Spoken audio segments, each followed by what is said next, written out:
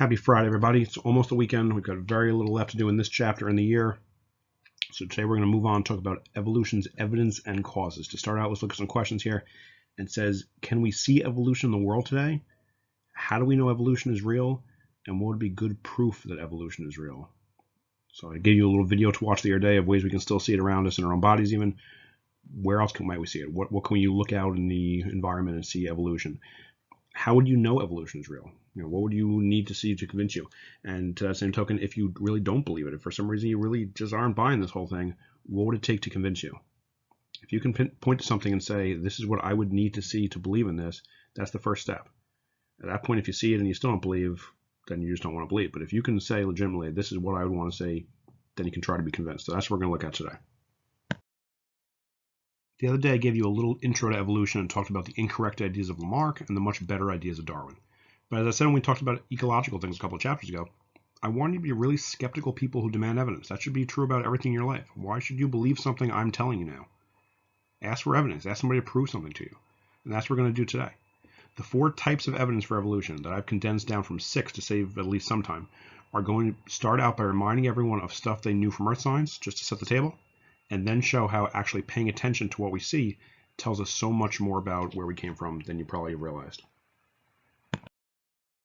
Evidence number 1, the geologic record and the fossil records. This is what I mentioned back, some earth science stuff. Hopefully you remember how sedimentary rock works. Different minerals are laid down in layers, and this shows us that the earth is a changing place. The older layers are at the bottom with the younger, more recent layers above. Things have happened over time, and the rock layers get us an idea of what's gone on before we were here. Measuring for the prevalence of radioisotopes even tells us the age of these layers. Within the rock are the fossil layers, the fossil record, the remains of all the living things which have been on this planet. This is how fossils work. Some remnants have been turned into rock, some leave impressions, etc. But just as the rock layers are not one consistent mass, so you don't have just one solid type of rock, there's all little pieces of things in the same layer, neither are the things in the rock all consistent between layers. This picture is an oversimplification, but the lower levels of rock, the oldest ones, contain simpler fossils than the younger upper levels up top. This shows that life has advanced as time goes on, improving and evolving because it needed to, just to survive in a changing world around it. We have a nice little geologic time scale here, and I think this is probably similar to what you would have seen on the Earth Science reference table, right? It has corresponding representative fossil examples next to every little time period, and you don't see the most complex organisms down at the bottom because life hadn't built up to them yet. It starts out very simple and gets a little more advanced as things go on over millions and billions of years. Has anyone seen anything yet that seems nonsensical and doesn't seem like it makes sense? Did you question this stuff in our science? Hopefully not, but what's up next? That first example of evidence, the geologic record and the fossil record, is just setting the stage for the next story. So now we know that the world has changed and the animals in it have changed, and now we can compare a bunch of things to see what we can tell from them. Evidence number 2 is called comparative anatomy because obviously we're comparing anatomy, comparing body parts. We can look at structural features of living things and see some patterns develop. And this is exactly what Darwin did hundreds of years ago. He just was traveling around the world and seeing all these things over and over again, all these kind of patterns and features of different living things. He then looked at that and said, something's going on here. What is this telling me? Just as family members look alike, similar body structures indicate that different organisms are related in some way. Now, this might be a really distant relationship, but it's something, and we can follow it like a timeline or family tree. Homologous structures with that same prefix homo that we've seen means the same or similar. It means that body structures have similar features. And we see this more than you probably expect. These are the arm of a human, a cat's leg, a whale's flipper, and a bat's wing. So 4 things with very different jobs, right? Look how all the bones are the same. These similarities mean that a long time ago, some common ancestor, an ancient relative, had bones like this. That animal's family tree then branched off in many very different ways over a few dozen million years or so to get us where we are today. Now look at the picture here. It's colored just to show a couple of different matching bones, but look at it. They all look different, obviously. They all have different jobs. They're not exactly the same, but they all have the same kind of features. All the same kinds of bones are there, fine-tuned to help each animal do exactly what it needs to do. So you have these little orange bones that are all in roughly the same place, little yellow bones below it, the brownish bones, the tan-colored bones, all the same kinds of things are all right there. So we know homologous structures have similar structure with different jobs. The opposite of homologous structures are analogous structures. And these are body parts across different species that do the same job, Like here we have 3 different types of wings all for flying, but they have very different structures. The wings of bats, butterflies, and birds may all do the same job helping the animal fly, but that's the only thing they have in common. These structures evolved by chance because flying is a helpful feature for living things to have, not because of any common ancestor telling you you're going to evolve like this. So picture our legs, and now compare that to the leg of an insect. Picture a grasshopper or something. They have legs like we have legs. They help the insect move like our legs help us move, but these are not at all similar structures. I mean, our legs look nothing like insect legs. They look nothing like, say a lobster leg or some kind of crustacean. They have the same kind of job, but they are not at all related structurally or evolutionarily. Meanwhile, our appendages are so very close to what's helping whales swim and bats fly. So homologous, similar structures, maybe different jobs, but common ancestor. And analogous, not similar structures, happen to do the same jobs, but no common ancestor. And just another diagram here, some great detail, lots of nice colors here. Just again, look at the arm of the human, the wing of the bird, and the wing of the bat. All the exact same types of bones, colored the same way, so you can see the comparisons. We got the purple humerus, the kind of reddish and greenish radius and all in the middle here on all 3 of these animals, and then at the end, yeah, we have hands, they have different features, but the same colored things are all there, and they have roughly the same shape, right? Look at it. You have these orange ones at the end of the yellow ones in the middle. That's the same thing here. We have fingers. They have these different types of wing bones. The bat looks a lot like us. I mean, look, it's like this gigantic hand, essentially. All the same types of bones are there, all the same features there, even if they have different jobs. The kind of groundwork was laid, and then it sort of just drifted off and got specialized into whatever its role happened to have to be. Again, we can look at a human arm. Looks like a lion's leg, a seal's little front flipper, or say it's an eagle's wing. Any of these things look very, very similar and are going to do the same, have the same kind of structures, even if they don't help it do exactly the same kind of role, same kind of job.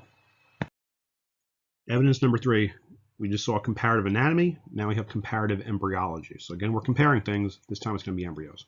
So before animals are ever developed enough to really compare their structures, we can go back and look at the actual embryos. So these are the embryos, the fetuses basically, of 4 species. We have lizard, tortoise, pig, and human. So 4 pretty varied things. 2 mammals, 2 reptiles, but very different from each other.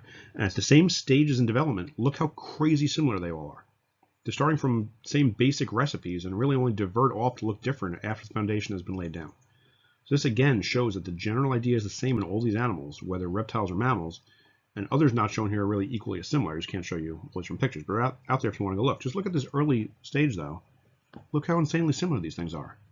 Humans have a tail, they all got this gigantic eye, they have this kind of rib-looking structure where the lungs will eventually be, and then it's really, only after some amount of time, even in this middle stage, they all look pretty similar. This, I don't know about you, that really does not look like a human to me. It looks like an alien xenomorph, if anything. And then, at some point, much later on, the human tail will eventually sort of just disintegrate and merge into become legs. These species will keep on growing their tails. The eyes will become very, very big here, where this gigantic eye in the human eventually becomes much smaller and a bigger brain develops into its cranial case. But at an early stage, they're really, really close to each other.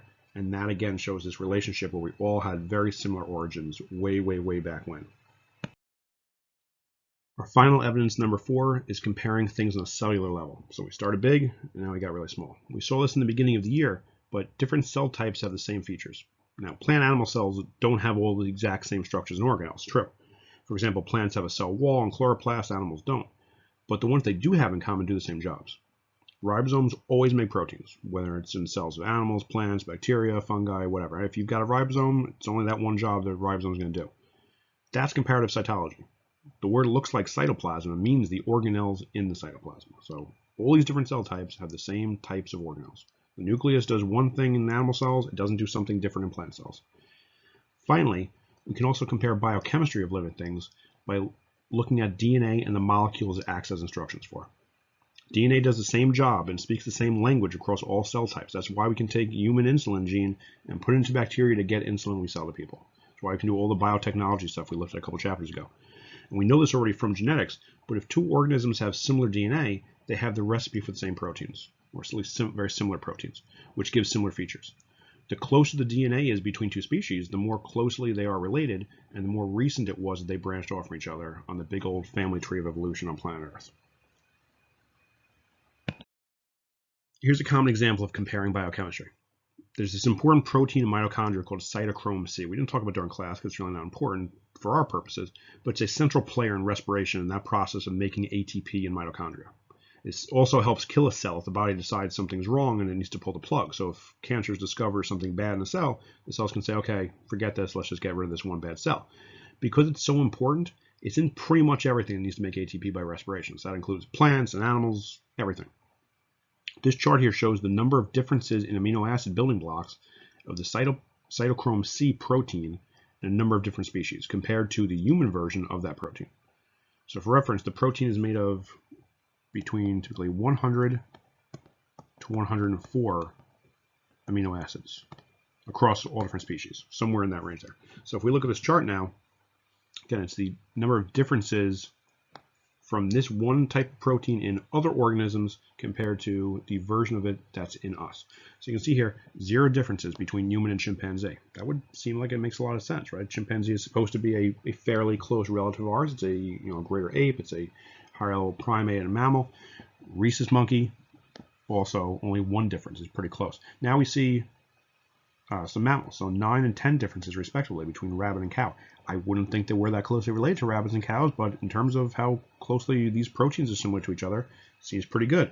9 or 10 differences out of 100 or more amino acids isn't terrible. Pigeon, bullfrog, fruit fly. We're getting away from this now. We're not still in mammals. We're getting to look at amphibians and birds and insects. You'd expect these differences to start to pile up as we get less and less similar animal species, but all the way down to the bottom, yeast, tiny little microorganism yeast, it's still only got 42 differences out of between 100 and 104. It doesn't even have half the things different than us. That's pretty good. Everything has pretty much the exact same recipe for this one protein across a huge different scale of living things. Before I was teaching, before I was even student teaching, I had to do, I think, was 40 hours of observations. What that means is really just sitting in the back of a classroom watching how things go. One of my first days, I was in a high school science classroom, and I remember a student asking the teacher if he believed in evolution. And the teacher said no. My first thought was confusion how someone who didn't believe in such a central concept to all of scientific thought would have become a science teacher, why he'd even want to. But here's the kicker. I don't really believe in evolution either. Freeze. Don't move. Go back to the first real class day of the year. The same thing was important on day 1 and still important on whatever this second or third to last day is. Seriously, try to remember the first thing we did after the syllabus and that puzzle I gave everyone. It's a little Superman-shaped puzzle piece we had to put together. We talked about the difference between facts and opinions, right? Theories and laws.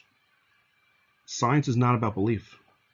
So technically, if you want to get annoying and smug and cutesy, then no, I don't believe in evolution. I believe and accept the evidence of evolution as the only thing that makes any sense. Every last bit of data and evidence we've ever found as a species has led us to this idea.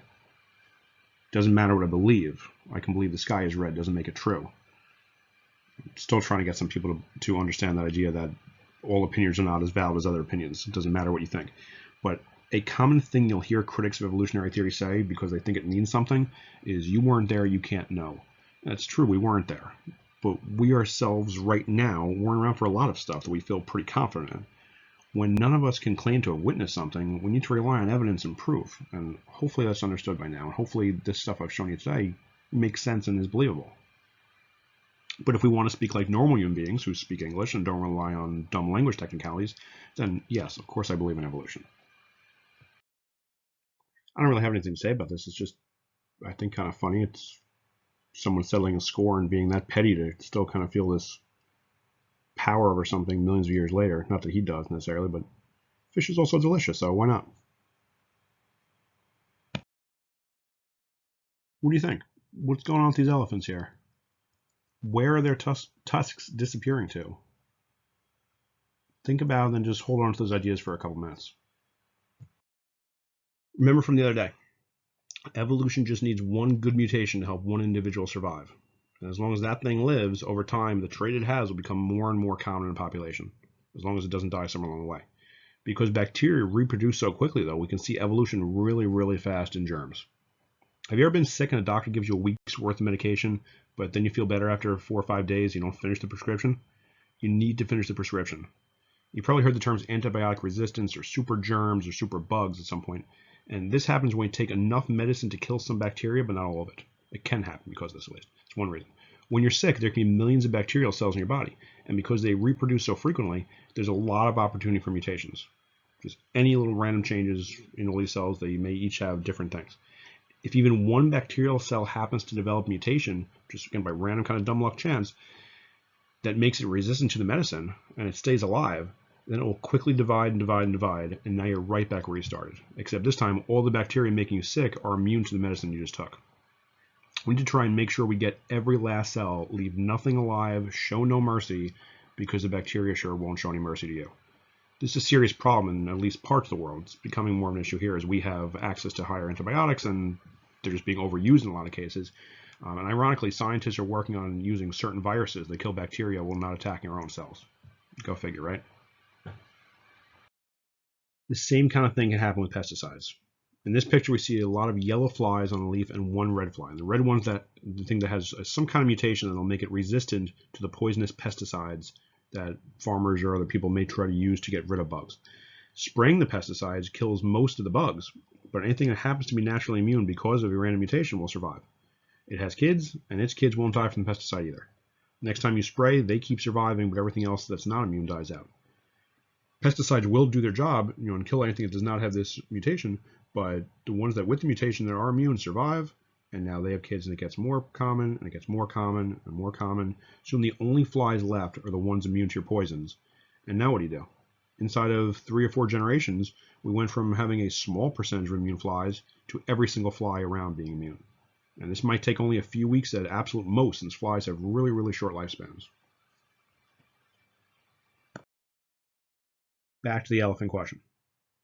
In the last 30 years, the number of African elephants has gone down significantly, and the number of animals in that group born without tusks is increasing, doing the opposite. So how does this show evolution? Would having no tusks be a benefit in some way? Isn't that what evolution is? It's kind of selecting for the traits that make something able to survive better. What do we know about tusks, unfortunately? What do people typically like to have tusks for, or hunt maybe tusks for? The animals that have the tusks end up being bigger and more attractive targets to hunters and poachers. So these animals up here that have tusks would be pretty much numbers 1 and 2 in the crosshairs of any hunter looking to get ivory. Any elephants that just happen not to have tusks, they have some kind of mutation, they have a normal genetic variance, as we would just have people that are a little bit taller or shorter, or different color skin, or different color hair, different color eyes. The genetic difference may be that this one animal or 2 animals don't have tusks. And those animals are really not going to be particularly attractive to those hunters if they're looking for ivory.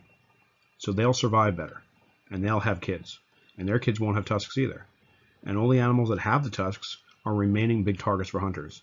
So they're not typically living to an age where they're going to have babies, or if they do, they're not going to have more than a couple of babies. And you very quickly over a number of years, but progressively, the number of animals with tusks goes way down because they keep getting hunted, and now all that's left over is the animals without the tusks. So it's not that the elephants are there saying, hey, if I didn't have tusks, it'd be really, really helpful. I should stop having tusks. Can't do that. It's not a planned thing. But the fact that nobody's hunting the animals without tusks means they keep reproducing without any trouble, and all the ones with the tusks are being hunted more and more, so their numbers go down, and the ones without the tusks, their numbers keep going up. So as a species, you see more and more of the tuskless elephants and fewer of the tusked elephants. Just as a quick note, I realize somebody outside as I'm recording this is doing some kind of work. I think it's a leaf blower now, maybe, some kind of machine. I don't know. If you can hear that, I apologize. I just realized it's kind of loud, so I really can't stop though because I need to get this up to you.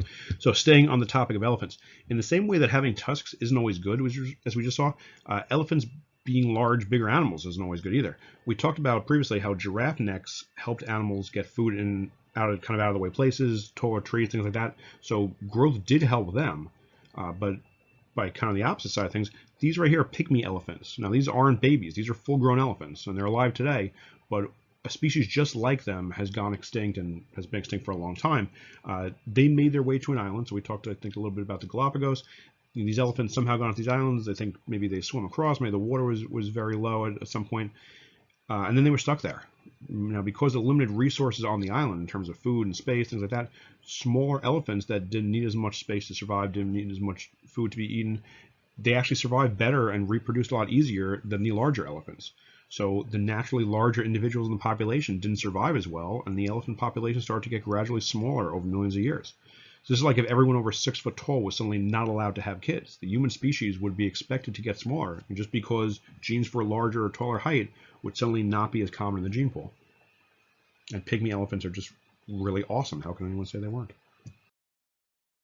Just as we saw with the elephants, the same kind of thing with size changes is happening right here in this country, right here in parts of New York with fish.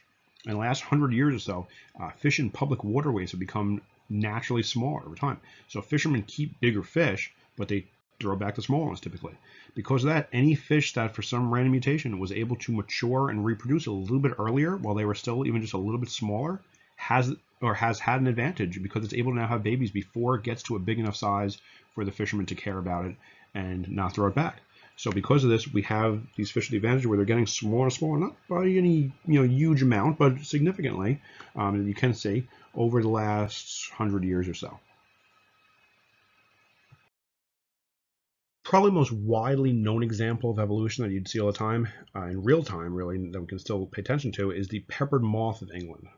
Peppered moths are usually white with some black speckles, kind of like pepper, but there's also a mutant form that's black colored. You can see them up top. So this is the typical, I want to say like the normal version, but it also does have this mutant version. Both exist in nature. They have varying population sizes, but they've always been around together. Now, in the mid 1800s, you can see the number of white moths was much higher than black moths. So I'm going to get a different color here. The white moth population right here, you can see it's way higher in the probably 16, 17 million range, and the black moths are significantly less. So lots and lots of white moths, not so many black moths. Then suddenly in about 1880, the whole thing reverses. Suddenly the number of white moths straight falls off a cliff right here, and the number of black moths starts to increase pretty drastically very quickly. Why? Why would that make sense? Why? I mean, think of what happened in England in the late 19th century that would explain this. Well, the trees where the moths hung out had this kind of light-colored, moldy moss kind of stuff on them called lichen.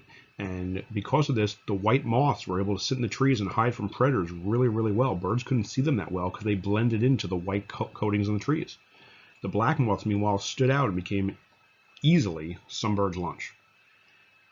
And then the Industrial Revolution came to the empire. Lots of factories, lots of coal burning, and what goes up must come down. When all the soot and smoke from the factory settled on the trees, it turned them black. Now the black moths were camouflaged really, really well, and the white moths suddenly stood out like sore thumbs. It's only now, about 140 years later, that the environment is finally returning to normal, and the moth populations are pretty much balancing out again about where they were. So you can see here at the beginning, they were pretty consistent numbers, pretty close numbers before the one population skyrocketed and then really drastically fell, and the other one dipped before going way back up. But here you can say the white moths blend into the white trees pretty well. Black moths stand out, so the birds are going to eat the black moths.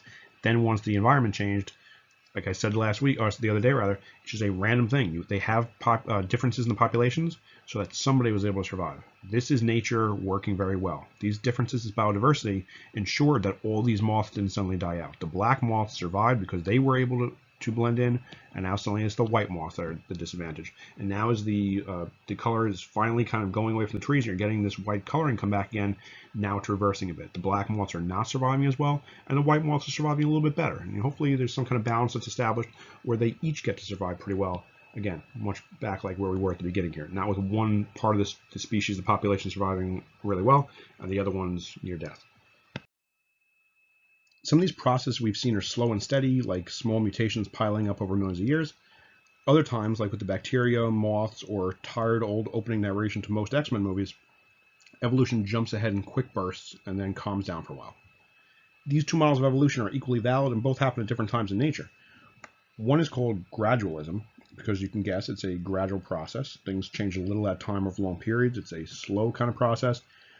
Punctuated equilibrium is something happening pretty quick, then nothing for a while, then big changes fast again, and then nothing.